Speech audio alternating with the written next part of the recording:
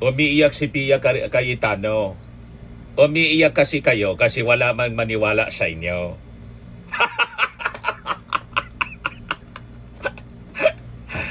Wala. Walang maniwala sa inyo. May findings na. Lalo kayo sigurong na maiiyak pag may kaso na kayo. Di ba? Obstruction of justice. Lalo pa, mga kababayan, dininay ng Supreme Court yung TRO ni Bato na dahilan ng drama, mga kababayan sa Senado para makatakas si Bato. Bali daw, sabi ng Palasyo Malacanang kasi denied yung TRO ng Supreme Court. So ang ibig sabihin nito, nire-recognize ng Supreme Court yung ICC warrant of arrest. Denied yung TRO.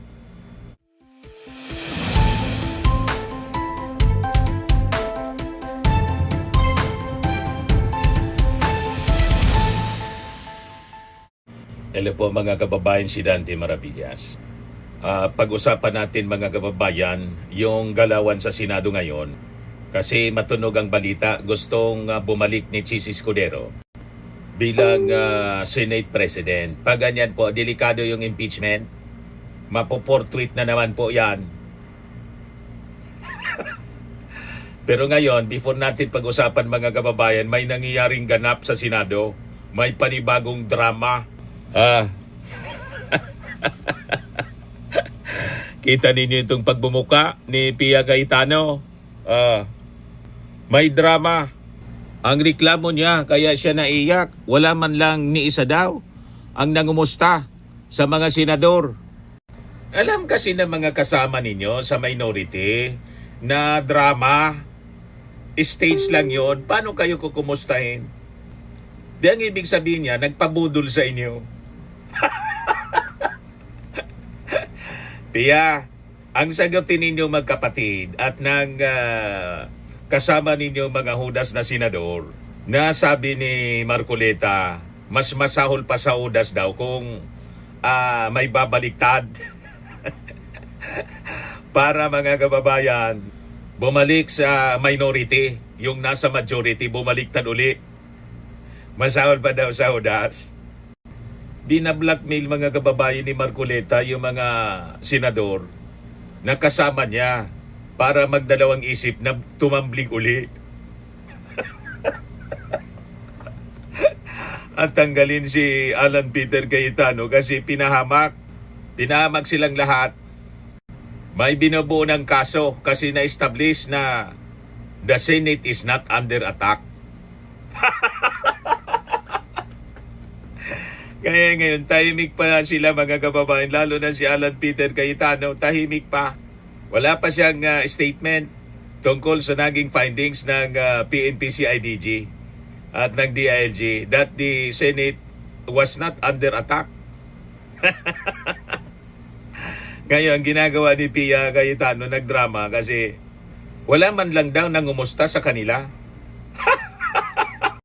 Hindi pa bubudol sa inyo ang minority. Alam ng minority yung kwento.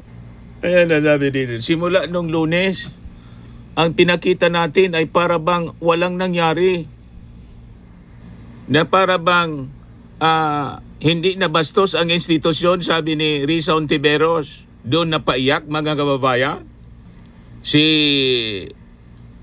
Pia Cayetano, in response, Cayetano said, para sabihin ninyo na walang nangyari, napakasakit para sa amin na nandito.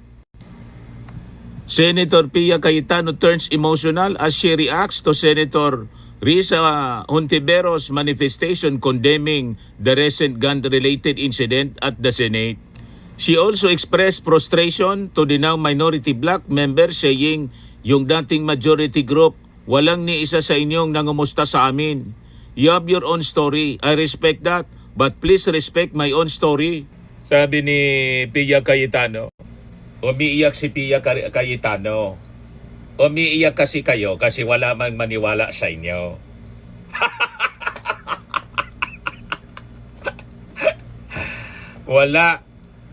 Walang maniwala sa inyo. May findings na. Lalo kayo sigurong na maiiyak pag may kaso na kayo. Di ba? Obstruction of justice. Lalo pa, mga kababayan, dininay ng Supreme Court yung TRO ni Bato na dahilan ng drama, mga kababayan sa Senado para makatakas si Bato. Bali daw, sabi ng Palasyo Malacanang, kasi denied yung TRO ng Supreme Court. So ang ibig sabihin nito, nire-recognize ng Supreme Court yung ICC warrant of arrest. Denied yung TRO.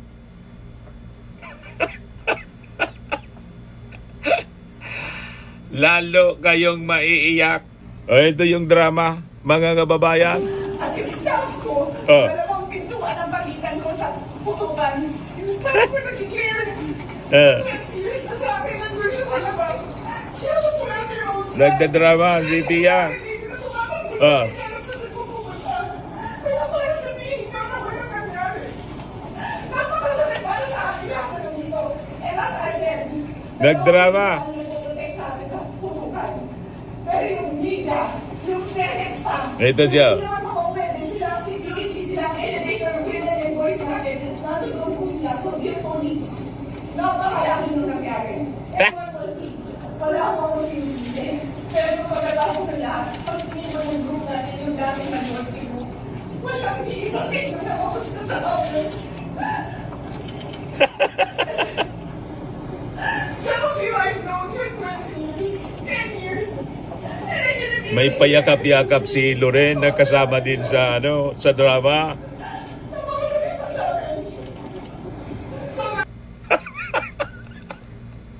Panoorin natin mga kababayan yung buong video nito sa Senate session mismo.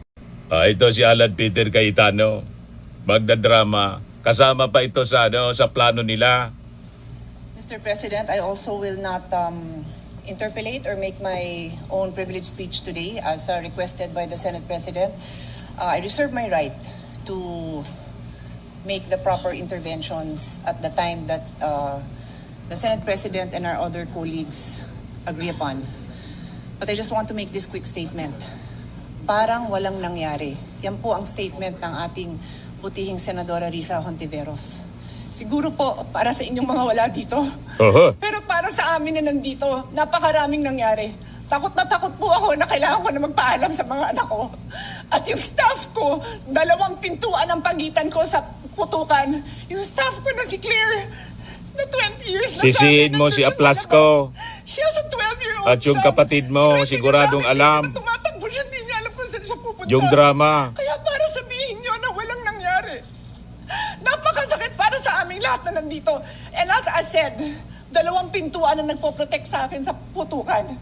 Pero yung media, yung Senate staff, yung hindi naman makauwi dahil sila ang security, sila ang elevator, women and boys natin, nandoon po sila. So dear colleagues, napakarami nang nangyari. And one more thing, wala ho akong sinisisi. Pero nung pagkatapos ng lahat, pagtingin ko ng group natin, yung dating majority group, walang di isa sa inyong nangamusta sa amin.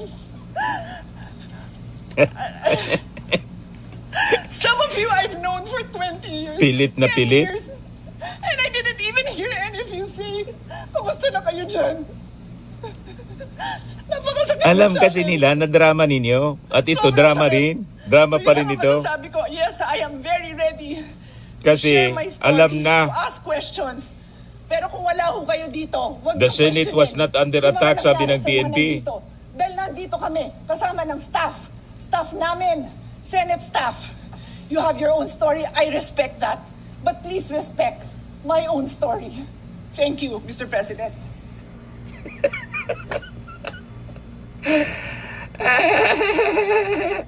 Drama na malinaw mga kababayan. Walang mangungumusta sa inyo.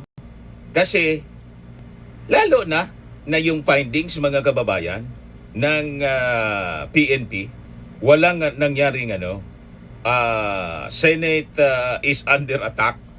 Wala. O gayon, mga kababayan, ito yung naging statement kasi ni Risa Hontiveros, naging payag sa Senado. Doon napaiyak siya, Natingin natin, pilit yung pag-iyak niya kasi booking yung drama. Panoorin natin si Risa Hontiveros.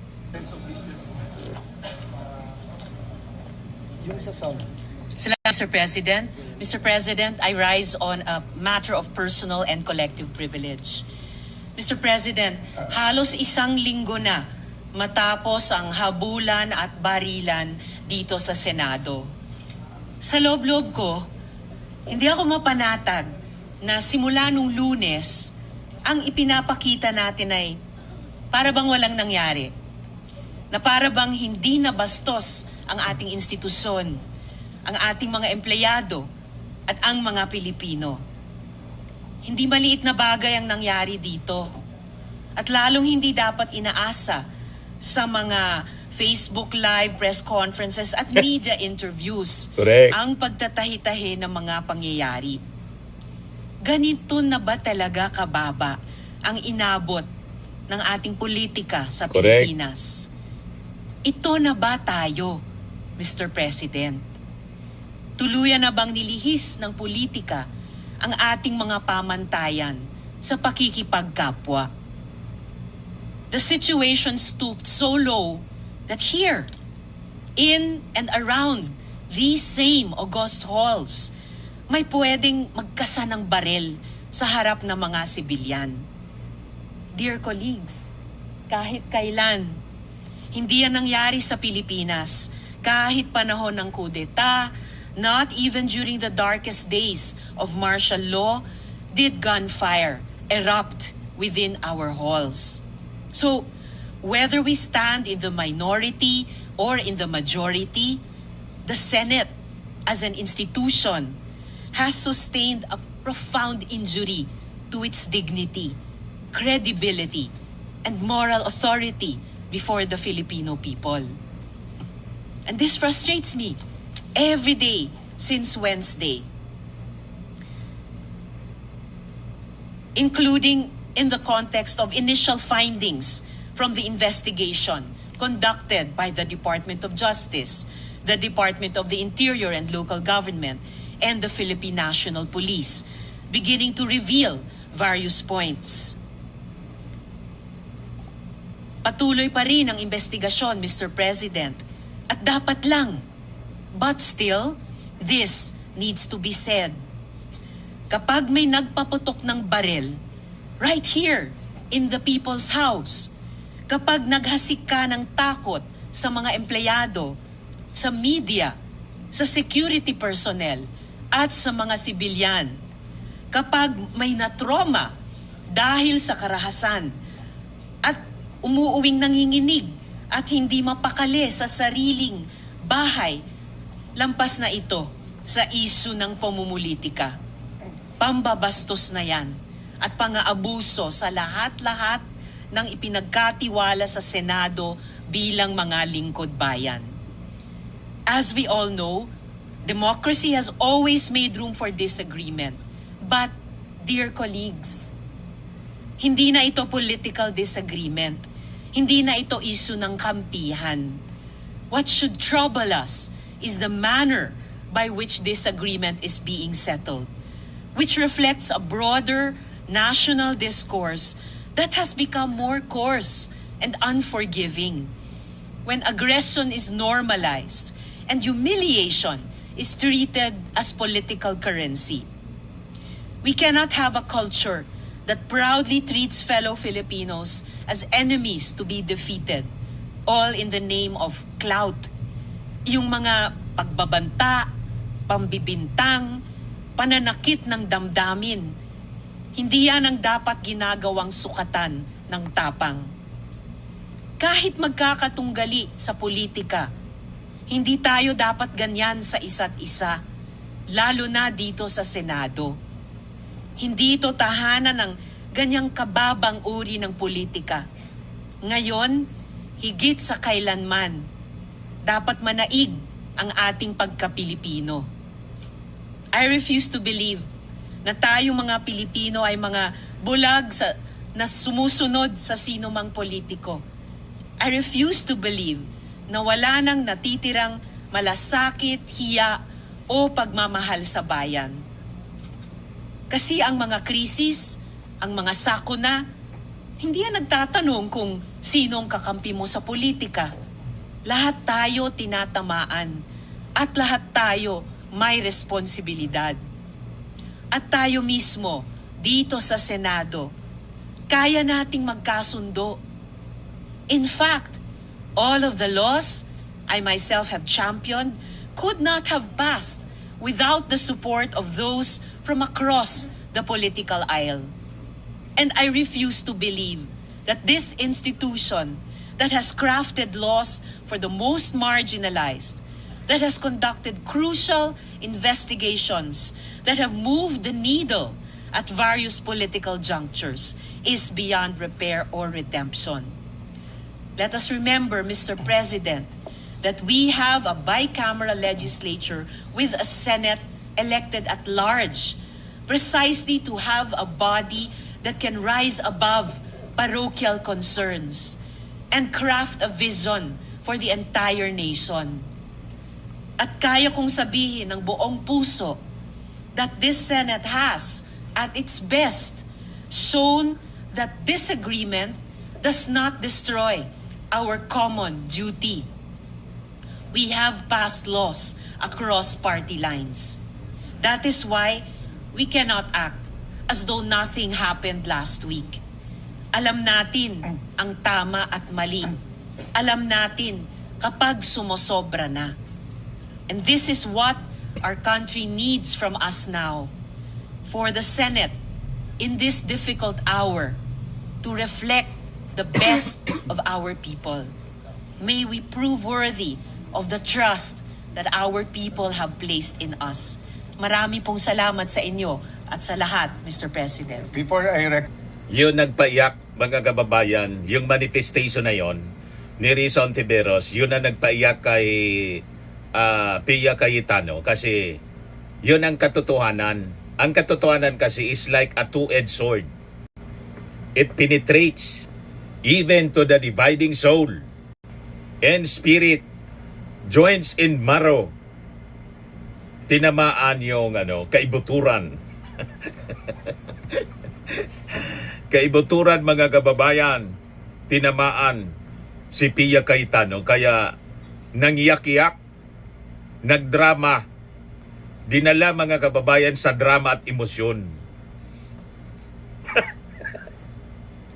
Hindi po ninyo madadala sa ganyang padrama-drama. Sawa na sa drama ninyo ang ating mga mamamayang Pilipino. Alam na yung result ng investigation, yung narrative ninyo na drama para patakasin si Bato de la Rosa kasama si Robin Padilla. Na-establish na the Senate is not under attack. Kaya paano mangungumusta sa inyo? Pag nangumusta sa inyo, ibig sabihin, naniwala sa drama ninyo, nabudol ninyo, pati yung minority. Tama po, mga kababayan. Tawagan na ninyo si Bato kasi valid yung sabi ng Supreme Court. Hindi nag-TRO. Yun ang ibig sabihin nun. Valid yung warrant of arrest. And therefore, may pananagutan kayo. Obstruction of justice. Tinatakas ninyo yung pugante. O, di ba? Yun ang malinaw. And with that, patong-patong na kaso ang kakarapin ng mga hudas na senador. Talagang nakakaiyak yun. Kasi nga po, kasama doon sa penalty, sa obstruction of justice, hindi lang pagkakulong maximum na 6 years, kundi perpetual disqualification from public office, holding any public office. Talagang nakakaiyak yun. At ang dahilan, dahil sa drama ninyo, para makatakas si Bato de la Rosa, na ipinuslit ninyo sa loob para yung kapatid mong si Alan Peter Cayetano maging presidente. Nang intention is i-shield si Sara sa impeachment. Kaya inagaw ninyo kay Tito Sen's forthwith. Tito Sen forthwith.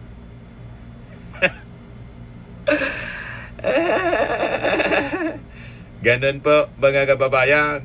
Ayan lang ang ating short video ngayon. Maraming salamat.